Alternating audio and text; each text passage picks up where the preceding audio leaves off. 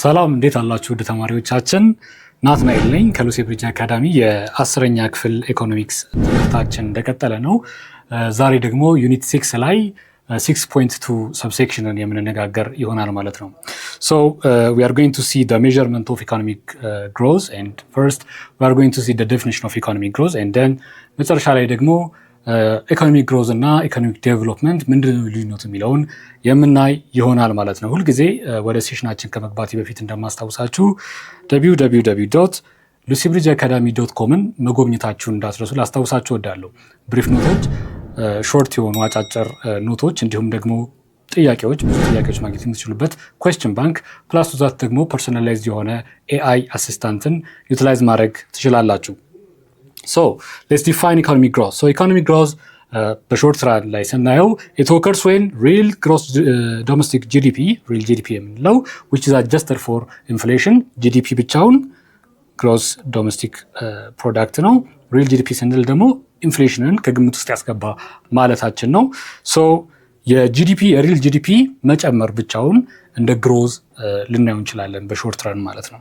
So it shows an increase in the total output of goods and services in an economy. በኢኮኖሚያችን ውስጥ አውትፑታችን ምን ያክል የጉድስ ኤንድ ሰርቪስ አውትፑት ምን ያክል ምርት ጨምረናል የሚለውን በጂዲፒ ዋይዝ የምናይበት ነው ማለት ነው ኢኮኖሚክ ግሮዝ ስንል።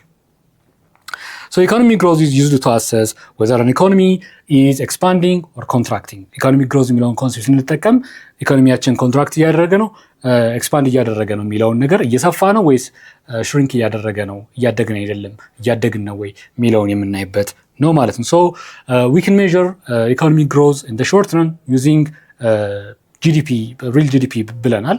So የሪል GDP ልዩነትን በፐርሰንቴጅ አስቀምጠን ሜዠር ማድረግ ወይም ደግሞ ሬቱን መውሰድ እንችላለን ማለት ነው። So in the short run economic growth is measured using the growth rate of real GDP. So the formula compares real GDP of the current year with that of the real GDP of the previous year ማለት ነው። የሚያነጻጽር ነው ማለት ነው። ይሄ ሬት ግሮዝ ሬት የምንለው ካምናው ሪል ጂዲፒ የዘንድሮ ሪል ጂዲፒ በምን ያክል ፐርሰንት ልዩነት አለው የሚለውን የምናይበት ነው። እንግዲህ በፐርሰንቴጅ ነው የሚቀመጠው ብለናል። ግሮዝ ሬትን ጂ ልንላት እንችላለን። ሪል ጂዲፒ ሰብቲ ይላል።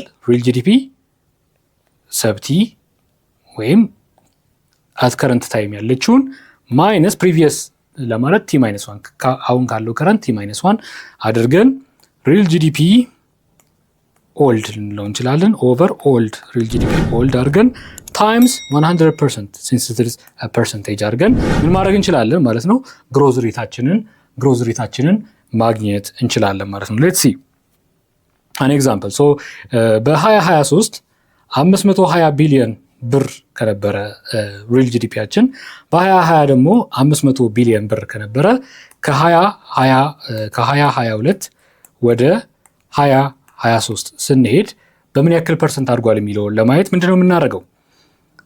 ግሮዝ ማለት ሪል ጂዲፒ ኦፍ ከረንት ኦቨር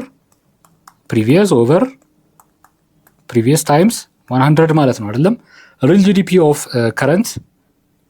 ከረንት ሪል ጂዲፒ is 520 ቢሊዮን ብር minus 500 which is the previous one over the previous 500 times 100.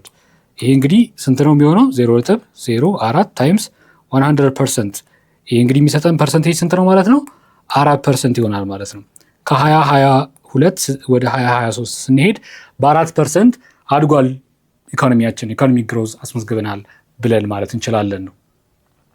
ሶ በሎንግ ረን ስናይ ደግሞ ሎንግ ረን ኢኮኖሚክ ግሮዝ is a sustained increase in per capita income. ፐር ካፒታውን መውሰድ የተሻለ ይሆናል በሎንግ ረን ስናይ ማለት ነው። ፐር ካፒታ ማለት ነው ቶታል ጂዲፒ ኦቨር ዘ ቶታል ፖፑሌሽን ማለት ነው። እያንዳንዱ በነፍስ ወከፍ ምን ያክል ይደርሰዋል የሚለውን ነው ማለት ነው።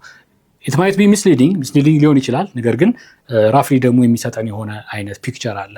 ሶ ሎንግ ረን ኢኮኖሚክ ግሮዝ is a sustained increase in per capita sustained የሆነ ኢንክሪዝ በፐር ካፒታ ኢንካም ላይ ሰስቴንድ የሆነ ኢንክሪዝ ሲኖር ያኔ ሎንግ ረን ላይ ኢኮኖሚክ ግሮዝ አለ ማለት እንችላለን። እዚህን የትምህርት ክፍል ሙሉ ቪዲዮ ማግኘት ከፈለጋችሁ ዌብሳይታችን ላይ አሊያም ደግሞ የሞባይል አፕሊኬሽናችን ላይ ማግኘት ትችላላችሁ።